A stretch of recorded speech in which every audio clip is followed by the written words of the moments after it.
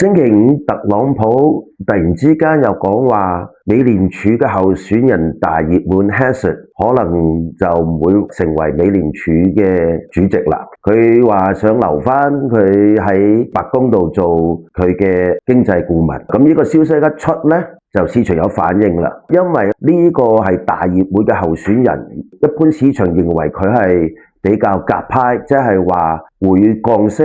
降息咧可能會降得比較快添，咁咧而家佢話有可能唔係呢個市場就反應大啦，特別你睇睇黃金，黃金呢個消息一出嗰陣時，你見到佢直線落嘅，咁而直線落之後咧，佢又彈翻咗上去就平穩咗。點解又平穩咗咧？市場話第二個大熱門咧，而家成為首號候選人就係呢個 Kevin Walsh。咁佢哋後尾分析咧，就話呢個人都應該會降息嘅，雖然可能唔會降得咁快咁多，都會可能降息，所以金又上翻去平穩咗啦。但係今朝早咧，而家又多咗一個候選人咧，就可能成為一個大熱門啦。啲人就睇緊呢一個就係叫做 Rick Ryder。咁呢一個點解佢哋又會話可能會成為大熱門呢？因為佢喺市場度認為佢係比較獨立性啲。如果你哋想睇翻12月12號舊年嗰個視頻講關於美聯儲獨立性嘅重要性嘅話呢，你就睇翻嗰個視頻啦。而家市場就可能對呢個人嘅反應會比較好，